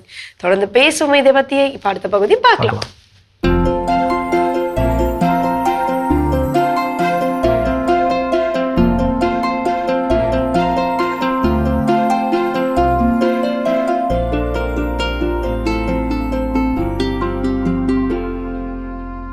அனைவருக்கும் வணக்கம். இன்றைய பதிவில் நம்ம பார்க்க போகிறது என்னென்னா, ஒரு சில பகுதிகளில் இருக்க மாமரங்கள் காய்கள் சுண்டு விரல் நீளம் வந்துருச்சு. இந்த மாதிரி அமைப்பில் அதற்கான ஒரு ஈரம் கொடுக்கறதுக்காக நம்ம தண்ணி வைக்கலாம். இவ்வளோ நாள் நம்ம தண்ணி கொடுத்துருக்க மாட்டோம். இப்போ தண்ணி கொடுக்கணும். ஒரு மரத்துக்கு ஒரு நாளைக்கு 30லேருந்து 40 லிட்டர் தண்ணி தரலாம். அது அடுத்த தண்ணி எப்போ தரணும்னா, இந்த தண்ணி ஃபுல்லாக காஞ்சதுக்கப்புறம் அது தரணும். அல்லது புரிஞ்சுக்கணும்னா 15 நாளைக்கு ஒரு முறை கொடுக்கணும். அப்படி கொடுத்தா போதும். அப்படி கொடுக்குறப்ப பூமியில் என்ன விதமான சத்துக்கள் வைக்கணும்னா, சமமான சத்துக்கள் வைக்கணும். தழைச்சத்து, மணிச்சத்து, சாம்பல் சத்து 3 சமமாக இருக்க மாதிரி வைக்கணும். ஒன்றே வைக்கக்கூடாது. இன்னும் சொல்லப்போனால் தழைச்சத்து கம்மியாக, மணிச்சத்து கூட, சாம்பல் சத்து ரொம்ப கூடுதலாக. அப்போ தான் காய் பெருசாக வரும். சாம்பல் சத்து கூட இருக்கப்ப அதை புரிஞ்சுக்கணும்னா எப்படி, 20 30 50, 20 தழைச்சத்து, 30 மணிச்சத்து, 50 சாம்பல் சத்து, அப்படி கொடுக்கணும். புரிஞ்சுக்கிறதுக்காக சொல்கிறேன். அப்படி நம்ம பூமியில் வச்சோம்னா என்ன வைக்கலாம், அப்படி உள்ள பொருள், கோழி எரு கிடச்சா ஒரு மரத்துக்கு, பெரிய மரமாக இருந்தால் கிழக்கு மேற்கு வடக்கு தெற்கு 4 பக்கம் மண்வெட்டியில் குழி எடுக்கிறீங்க. அதுக்குள்ளே உள்ளே போட்டு மூடி தண்ணி கொடுக்குறீங்க. கோழி எரு 5 கிலோ, ஒரு திசைக்கு 5 கிலோ கிடச்சா, அல்லது பிரித்து போடுறீங்க. ராக் பாஸ்பேட்டுன்னு இருக்குது பார்த்தீங்களா, 1/4 கிலோ, 1/4 கிலோ. சாம்பல் இருக்குது ஒவ்வொரு கிலோ. மக்கின சாணம் இருக்குது அல்லது ஆட்டு எரு இருக்குது ஒவ்வொரு கிலோ அல்லது 2 கிலோ போட்டு தண்ணி கொடுங்க. இந்த ஹியூமிக் பவுடர் இருக்குது இல்லைங்களா, அந்த பவுடர் வாங்கினீங்கன்னா 200 லிட்டரில் 3 கிலோ கரைச்சிக்கிட்டிங்கன்னா அந்த திரவத்தை பிரித்து ஊற்றுங்க. கிழக்கு மேற்கு வடக்கு தெற்கு 4 லிட்டர் ஊற்றுங்க, 4 திசையில். ரொம்ப முக்கியம். அடி உரம் இப்படி கொடுக்க கொடுக்க வேர் கிளர்ந்து எழுந்து காய்கள் வந்து நல்ல ஊட்டமாக வரும் ஒன்று. அதே நேரத்தில் தெளிப்பில் நம்ம ஏற்கனவே பார்த்துருக்கோம் 200 லிட்டர் எருக்கு கரைசல் எப்படி தயார் பண்ணுறது. 180 லிட்டர் தண்ணீர் 20 கிலோ எருக்கலை கரைசல் போட்டு அதை எடுத்து ஒரு வாரம் கழித்து போட்டதுக்கப்புறம் 20 லிட்டர் தண்ணி கொடுக்க சொன்னோம். அப்போ 200 லிட்டரு. இந்த 200 லிட்டரில் 3லேருந்து 4 கிலோ சாம்பல் கரைச்சிக்கலாம். இந்த அமைப்போட கடல் பாசி உரம் 1 லிட்டர், ஹியூமிக் அமிலம் 1 லிட்டர், சோலுபார் அப்படிங்கிற போரான் பவுடர் ஒரு 300 கிராம், இந்த பிபிஎஃப்எம் 200 மில்லி இதெல்லாம் கலந்து பயிர்களை தெளிக்கலாம். எப்போ காய் நடுக்காய் நீளமாக இருக்கிறப்ப, இந்த சைஸ் இருக்கப்ப பண்ணினீங்கன்னா அப்படியே வீங்கும். 15 நாளைக்கு ஒரு முறை கொடுக்க கொடுக்க டக்கு டக்கு டக்குன்னு வெயிட்டு கூடும், மாங்காயோட வெயிட்டு கூடும், சைஸும் கூடும், வெளியில் இருக்க பளபளப்பு அதிகரிக்கும், நமக்கு நல்ல விலை கிடைக்கும். நீங்கள் ஒரு காரியம் பார்த்துருக்கீங்களா? மாம்பழம் வாங்கி அறுக்கிறப்ப உள்ள அந்த மாங்கொட்டைக்கு வெளியில் ஒரு சிவப்பாக ஒரு அமைப்பு இருக்கும் பார்த்துருக்கீங்களா? அழுகி போன மாதிரி, அல்லது இந்த இடத்துல சொறி சொறியாக வந்த மாதிரி ஒரு அமைப்பு இருக்கும். கொட்டை இங்கே இருக்கும், இந்த இடத்துல சொறி சொறியாக வந்து ஏதோ நஞ்சு போன பிஞ்சு போன மாதிரி அமைப்பு இருக்குல்ல, இதுதான் வந்து போரான் சத்து குறைபாடு. அதே மாதிரி மாங்காய் வடிவம் இல்லாமல் இருக்கிறது போரான் சத்து குறைபாடு. மாங்காய் வந்து பார்த்திங்கன்னா மேடு பள்ளமாக அதோட ஷேப்பே வேறு மாதிரி, காயாக இருக்கிறப்ப மேலெல்லாம் கொதன்னு இருக்க மாதிரி இருக்கும், கீழே கூட கொஞ்சம் அழகாக இருக்கும். இதை வந்து நீங்கள் பழுக்க வைக்கிறப்ப வச்சு கத்தியில் விட்டுறப்ப உள்ள அழுகல் வரும். இதுதான் அந்த போரான் சத்து குறைபாடு. இதெல்லாம் எப்போ சரி பண்ணணும்? சின்னதாக இருக்கப்போ சரி பண்ணணும், பெருசாகி சரி ஆகாது. அதுக்கு தான் நான் இந்த பதிவை இப்போ சொல்கிறேன். இந்த காலத்தில் இது ரொம்ப முக்கியங்க. இந்த டைமில் இதை பார்த்துக்கணும். தரையிலையும் கொடுக்கணும், தெளிச்சும் கொடுக்கணும். சுண்டு உரல் அமைப்பு இருக்கிறப்ப நீங்கள் கவனிக்க வேண்டியது. எழுதி வச்சுக்கோங்க, சந்தேகம்னா கேட்டுக்கோங்க. மீண்டும் சந்திப்போம். மிக சிறப்பான உழவும் உயர்வும் பகுதி நம்ம பார்த்துட்டோம். ஜோ, அடுத்த கேள்வி, கேட்க கூடாத கேள்வி என்ன? கேட்குற முன்னாடி இவ்வளோ சிரிக்கிறீங்களா? கேள்வியை கேட்டால் இன்னும் நிறைய சிரிப்பீங்க போலயே. பார்த்து கொண்டிருக்கும் நேர்களாகட்டும், இல்லை நம்மளும் பர்சனலாவோ ஆகட்டும், எல்லாமே கேட்டிருக்கோம். ஒரு கேள்வி கூட விடையிலையே அப்படின்னு இருக்கு. வேற ஒன்றும் என்னன்னா, அடுத்த கேள்வி வந்து இந்த கேள்வி தயவு செஞ்சு கேட்டுறாதீங்க. கேட்டு ஏதாவது பதில் விளங்காம கிடைச்சிச்சுன்னா அப்புறம் நம்ம தான் வருத்தப்படுவோம். ஏற்கனவே ஒரு கேள்வி நான் சொன்னேன்னு நினைக்கிறேன். இந்த கேள்விக்கு பதில் சொல்வதை காட்டிலும் கேட்பவர்களுக்கு தான் என்ன பெரிய பாதிப்பு ஏற்படுத்தும். அப்போ அந்த மாதிரி கேட்கக்கூடாது. இன்னொரு முக்கியமான கேள்வினா, என்னை கல்யாணம் பண்ணதுக்காக நீங்க வருத்தப்படுறீங்கன்னு உங்க வாழ்க்கை தருவது தயவு செஞ்சு என்ன பண்ணிடாதீங்க, கேட்டுறாதீங்க என்னைக்கு இருந்தாலும். அதாவது ஒரு மகிழ்ச்சியான பகிர்வின் போது, ஒரு உணர்ச்சி பெருக்கு மிகுந்த தருணத்தின் போது, ஒரு வெற்றி இணைந்து, அதாவது கணவன் மனைவி 2 பேரும் சேர்ந்து ஒரு தொழிலே வாழ்க்கையிலே ஜெயிச்சிருக்கிறாங்க, இல்லை ஏதோ ஒரு வெற்றியை கொண்டாடி கொண்டிருக்கிறாங்க, அந்த மாதிரியான உச்சக்கட்ட மகிழ்ச்சியில் இருக்கிறப்போ என்னை கல்யாணம் பண்ணிக்க எனக்கா நீ வருத்தப்பட்டிருக்கிறியா அப்படின்னு கேட்கறது அது வேற. ஏன்னா அந்த சினாரியோ வேற.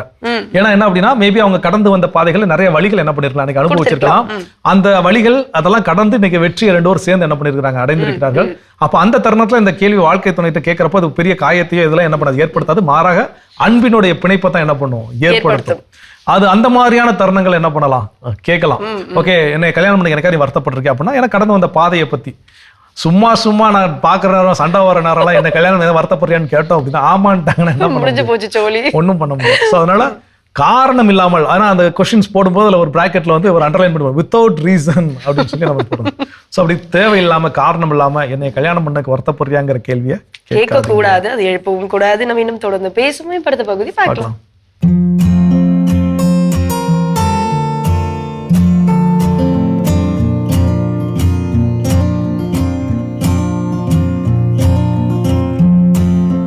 அன்பான மாதவ தொலைக்காட்சி நேயர்களுக்கு வணக்கம்.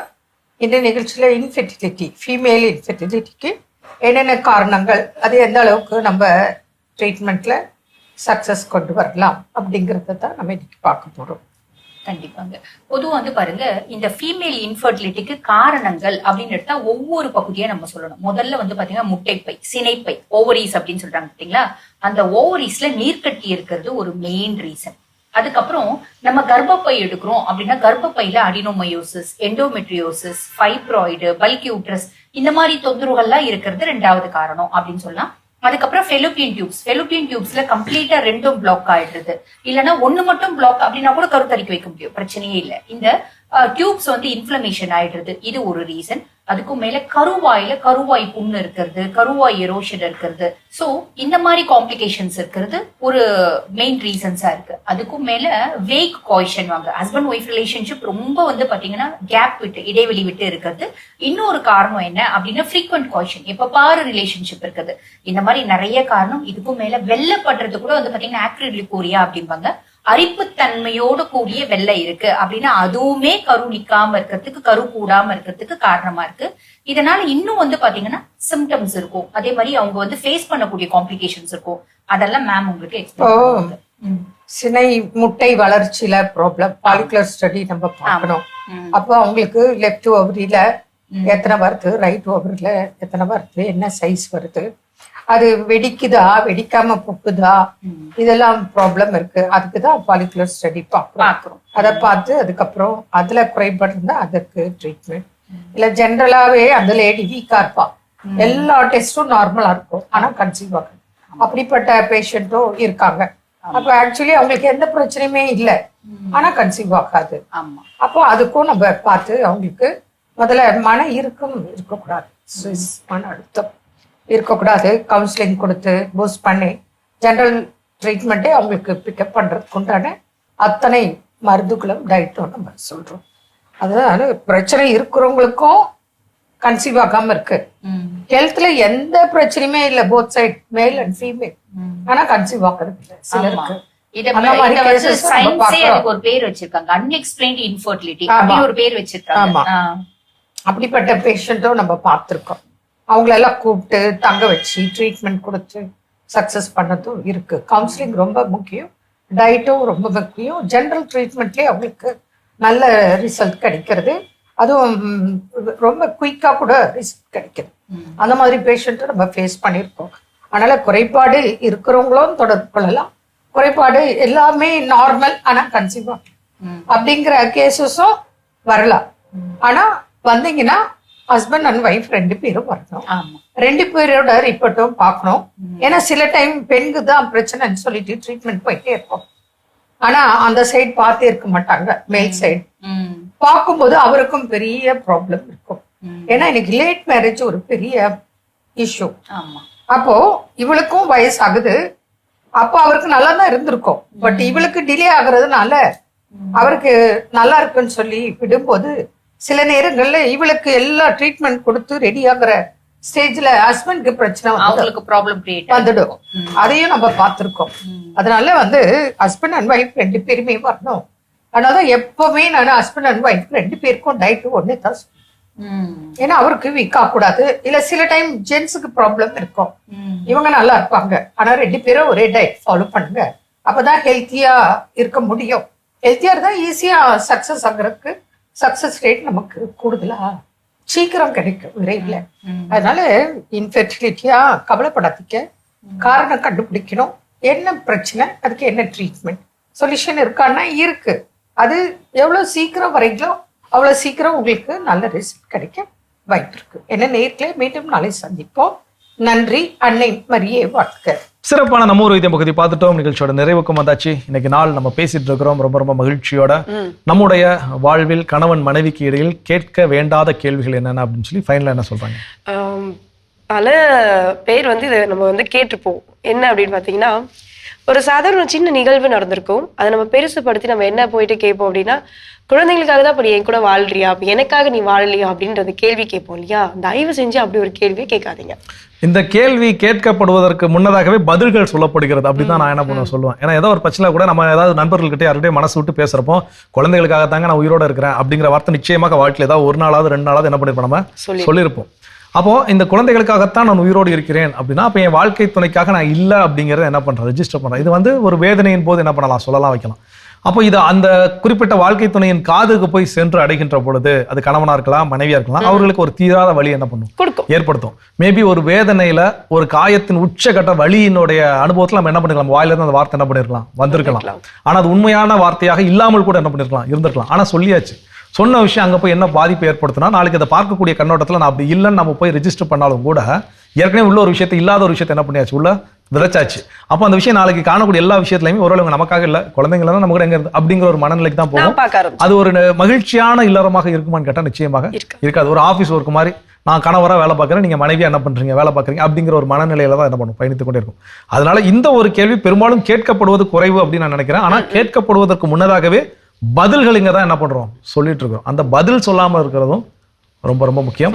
சிறப்பான நாள் இன்னைக்கு. நிச்சயமா யோசித்து பார்ப்போம் இதுல எந்தெந்த கேள்விகளும் நம்ம கேட்டிருக்கிறோம் அப்படின்னு எல்லாமே இருந்துச்சுன்னா நிச்சயமாக அதை மாற்றிக்கொள்ள வேண்டும், குறைத்துக் கொள்ள வேண்டும் அப்படிங்கிறது ரொம்ப ரொம்ப முக்கியம். கடவுளுக்கு நன்றி சொல்லி இன்னைக்கு யாரெல்லாம் திருமண நாள், பிறந்த நாள் கொண்டாடுறாங்க பார்க்கலாம்.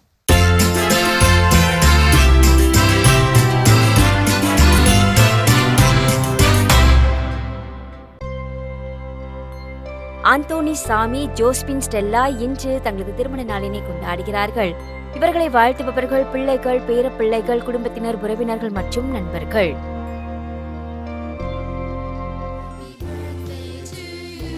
டாக்டர் ஜெரார்டு வினோத் இன்று தனது பிறந்த நாளினை கொண்டாடுகிறார்.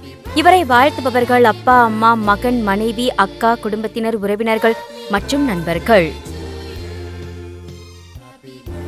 ஜோவிட்டா ஆண்டனி இன்று தனது பிறந்த நாளினை கொண்டாடுகிறார்.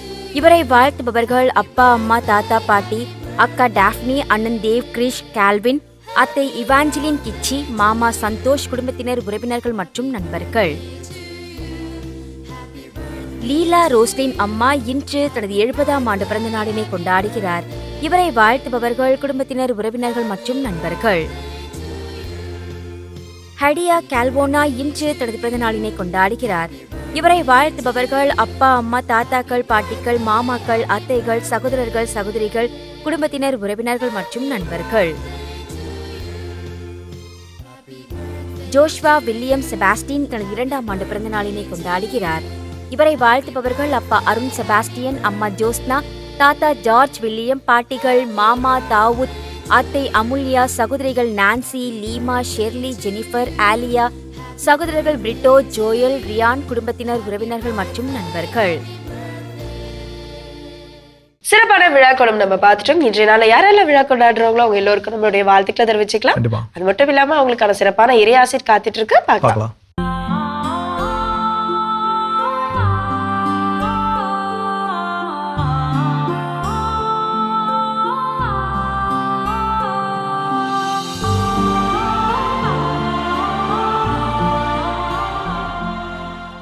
ஆண்டவரின் இறைமக்களே, உங்களை இந்த மாதா தொலைக்காட்சியின் வழியாக பார்ப்பதிலே மனது அக்களிப்பு கொண்டாடுகிறது, ஆக மகிழ்கிறது, களிப்படைகிறது. என்ன ஆனந்தம் தெரியுமா? இன்றைய நாளில் இறைவாக்காக நமக்கு கொடுக்கப்பட்டிருப்பது ஆண்டவருக்கு அஞ்சுவோர் இருளில் ஒளி என மிளிர்வர். திருப்பாடல் 112 4வது வசனம். அற்புதமான வார்த்தைகள். ஆண்டவருக்கு அஞ்சுவோர் பேறு பெற்றோர். ஆண்டவருக்கு அஞ்சுவோர் பேறு பெற்றோர் என்பதை விவிலியம் அடித்து கூறுகின்றது. ஆண்டவருக்கு அஞ்சுவோர் என்பது அடிமைத்தனம் அல்ல, அது ஒரு தந்தைக்கும் மகனுக்கும் இடையே இருக்கின்ற உறவு. மதிப்பு கொடுப்பது, அவரை ஆராதிப்பது, வணங்குவது, சொல்லுக்கு செவி சாய்ப்பது, இதையெல்லாம் கூறலாம். ஆம் அன்புக்குரியவர்களே, ஆண்டவருக்கு அஞ்சுவோர் பேறு பெற்றோர். அவர்கள் இருளில் ஒளியென மிளிர்வர். ஆபிரகாம் ஆண்டவருக்கு அஞ்சி நடந்தார். ஆண்டவர் அவரை ஆசீர்வதித்தார். எல்லா நிலைகளிலும் ஆண்டவருடைய திருவுளத்தை ஏற்று அதன்படி நடந்த ஆபிரகாமை ஆண்டவர் ஆசீர்வதித்தார். அவரை அழைத்த பொழுது ஆண்டவர் என்ன சொன்னார் தெரியுமா? உன்னை ஆசீர்வதிப்பேன், உன்னுடைய மக்களை எல்லாம் ஆசீர்வதிப்பேன், நீயே ஒரு ஆசீர்வாதமாக இருப்பாய். அந்த ஆசீர்வாதம்தான் இருளில் ஒளி என எல்லாரையும் ஒளிர்விக்கின்ற ஒளி. நீ இறைவனை நம்ப வேண்டும், இறைவனுடைய திருவுளத்திற்கு ஏற்ப நடக்க வேண்டும், அஞ்சி நடக்க வேண்டும், உண்மை, நீதி, அன்பு இவைகளில் உன்னுடைய கால்களை செலுத்த வேண்டும். இப்படிப்பட்டவர்கள் இருளில் ஒளி என அவர்கள் விளிர்ந்து கொண்டே இருக்கிறார்கள். ஞானாகமும் இதைத்தான் சொல்லுகிறது. அவர்கள் அன்பு செய்வார்கள், மதிப்பு கொடுப்பார்கள், நீதிக்காக தங்கள் உயிரை கொடுக்கவும் உண்மைக்காக அவர்கள் தங்களுடைய வாழ்வை கொடுக்கவும் அவர்கள் ரெடியாக இருப்பார்கள்.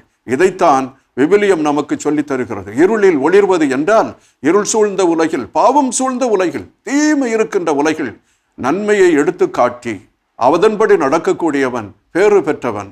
ஆண்டவர் இயேசு இந்த உலகத்தில் வந்த பொழுது இருளில் இருந்த மக்கள் ஒளியை கண்டனர், அவர்கள் விசுவாசத்தை கண்டனர். 3 ஞானிகள் அவர்கள் அஞ்ஞானிகளாக வந்தார்கள். இயேசுவை பார்த்தவுடன் அவர்கள் ஞானிகளாக, புனிதர்களாக, அன்பர்களாக மனம் மாறி அவர்கள் திரும்பி சென்றார்கள். இதுதான் ஆண்டவரை நம்புவோர் இந்த உலகத்தில் இருக்கும் பொழுது அவர்கள் இருளில் ஒளி என அவர்கள் மெலிந்து கொண்டிருக்கிறார்கள் என்பதை நமக்கு கூறுகிறது. அன்புமிக்கவர்களே, இறைவனால் நாம் ஆசீர்வதிக்கப்பட்டவர்கள், அவருடைய திருமுழுக்கினால் நாம் புனிதப்படுத்தப்பட்டவர்கள். இறைவன் காட்டுகின்ற அந்த வழியில் நாம் நடக்க வேண்டும். அவருடைய சொற்களை, அவருடைய போதனைகளை கேட்டு அன்பும் அருளும் நிறைந்தவர்களாக, நம்பிக்கை இழந்தவர்களுக்கு நம்பிக்கையாக, கைகோர்த்து செல்லுகின்ற பயணியாக நாம் இருந்து அவர்களுக்கு வாழ்வை காட்ட வேண்டும். இறைவன் உங்களோடு இருப்பாராக. ஆண்டவர் உங்களோடு இருப்பாராக, ஆன்மாவோடு இருப்பாராக. தந்தை, மகன், தூய ஆவியார் உங்கள் அனைவரையும் ஆசீர்வதிப்பாராக. ஆமென். மிகச்சிறப்பு. நம்ம அன்பு ஆயரோட இறையாசிரியர் நம்ம அனைவருக்கும் நிறைவாக கிடைச்சிருக்குது. இந்த மகிழ்ச்சியோடு இன்றைய நாளில் கற்றுக்கொண்ட ஒரு சிறப்பான பாடம், கணவன் மனைவிக்கு இடையில் இந்தந்த கேள்விகள்லாம் தேவையில்லாத கேள்விகள். அப்போ அதை உணர்ந்து இருக்கிறோம். இதை சொல்லி நம்ம இன்னொருத்தவங்களை காயப்படுத்த கூடாது. நாம எப்படி மற்றவங்க நம்மளை காயப்படுத்த நாம் விரும்புவதில்லை, அதுபோல் நாமும் பிறரை காயப்படுத்தாமல் இருக்க கற்றுக்கொள்ள வேண்டும். அப்படி இருக்கின்ற பொழுதுதான் இந்த மகிழ்ச்சியான ஒரு இல்லறம் என்பது அமையும். நல்ல சிந்தனை கொடுத்த கடவுளுக்கு மீண்டும் நன்றி சொல்லி இன்னைக்கு நம்ம நிகழ்ச்சி நிறைவு செய்தனால இனிதே தொடங்கலாம். அன்பானவர்களே, முரண்களை தவிர்ப்போம், அரணாய் நிற்போம், மகிழ்ந்திருப்போம் என்ற இந்த சிந்தனையோடு இன்றைய கடவுள் வணக்கம் நிகழ்ச்சியை நாங்கள் நிறைவு செய்கிறோம். இந்த நாள் இனிய நாளாக அமைய மாதா தொலைக்காட்சியின் வாழ்த்துக்களும் ஜெபங்களும். மீண்டும் உங்களை கடவுள் வணக்கம் நிகழ்ச்சியில் சந்திக்கும் வரை உங்களிடமிருந்து விடைபெறுகின்றோம். இயேசுவுக்கே புகழ். மரியே வாழ்க. நீ ஆர்ட்ஸ் தானடா படிச்ச, எப்படி ஐடில வேலை பார்க்குற? எந்த டிகிரினாலும் பரவாயில்லண்ணா. சென்னையில் இருக்க எஸ்எல்ஏ ஐடி ட்ரைனிங் இன்ஸ்டியூட் தான் நான் ட்ரைனிங் எடுத்தேன். மாதம் 30,000 சம்பாதிக்கிறேன்.